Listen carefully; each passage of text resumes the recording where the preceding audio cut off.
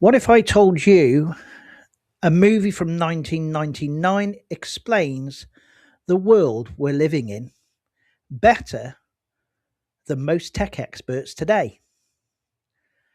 A world where reality might be artificial, where machines learn faster than we do, and where the biggest prison is the one in your mind.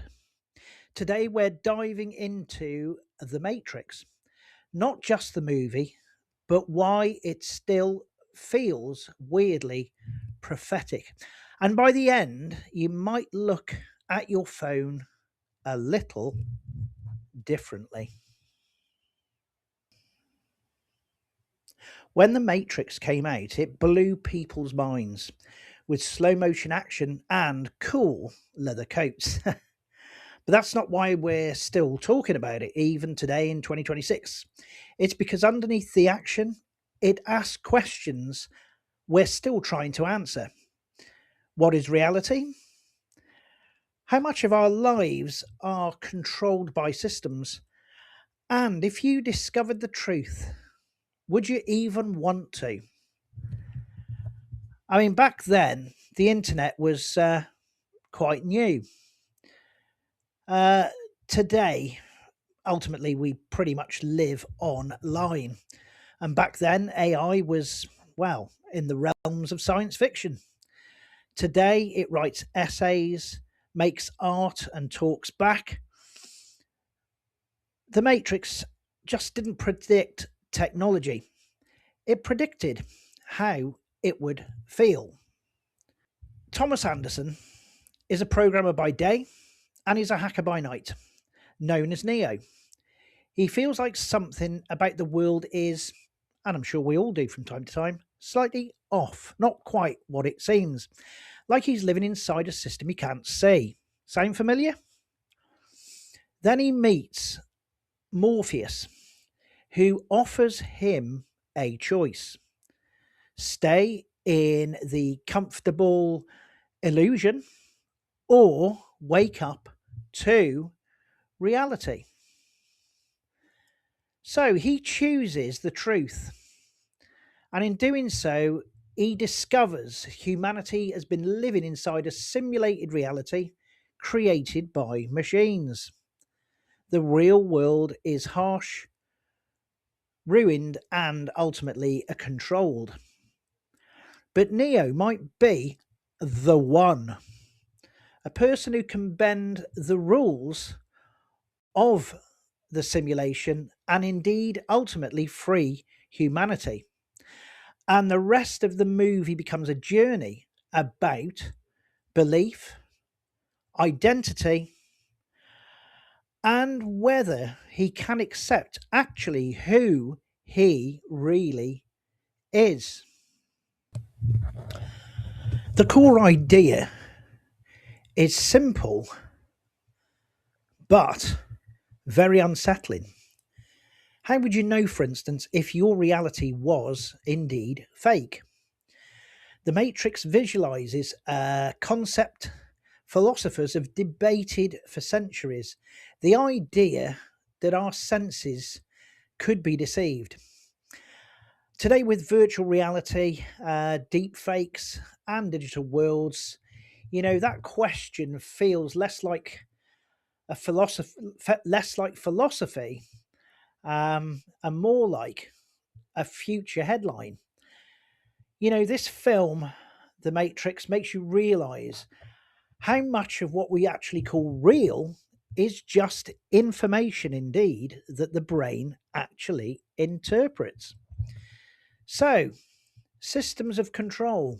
The machines in the Matrix don't just trap humans physically, they control perception.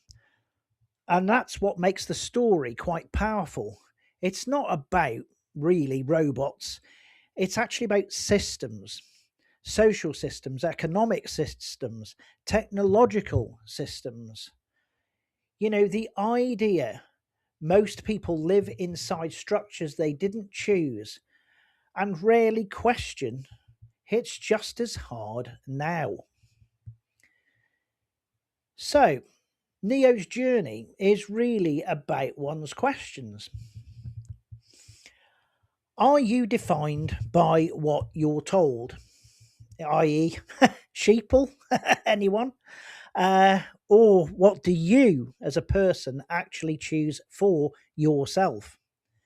The Oracle in the Matrix tells him he is not the one that is predicted, forcing him to decide for himself who he is. And that's why the story resonates emotionally. It's not just sci fi, it's about identity. Everyone relates to the fear of not knowing their purpose. It's a simple human trait inbuilt in us.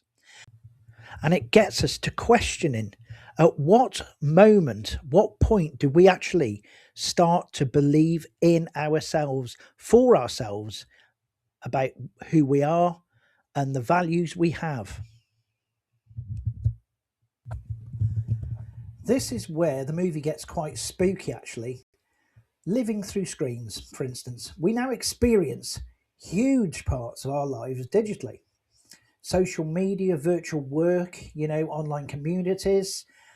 The line between physical and digital reality is actually blurrier than ever before.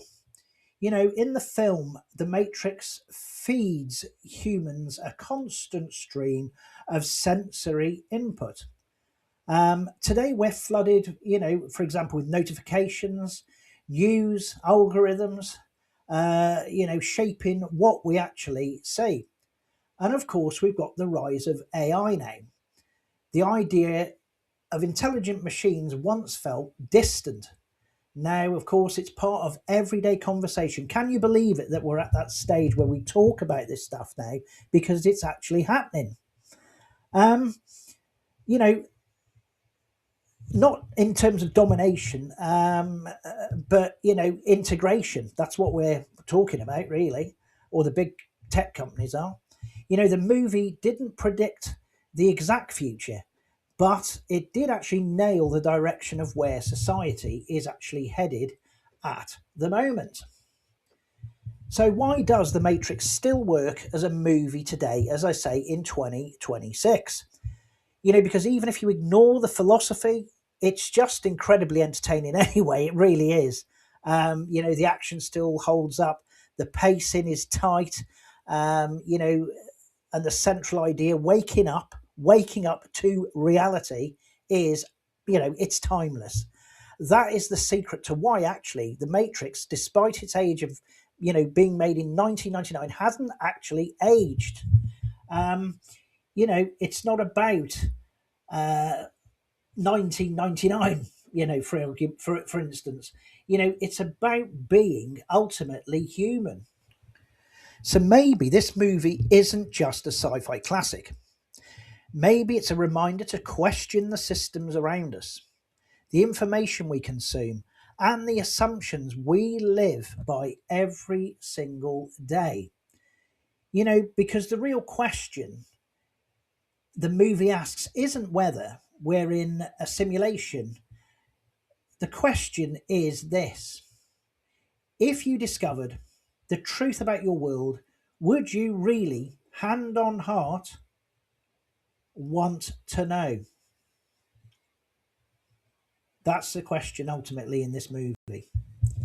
Anyway, if you enjoyed this breakdown, consider hitting subscribe for more deep dives into movies that mess with your brain.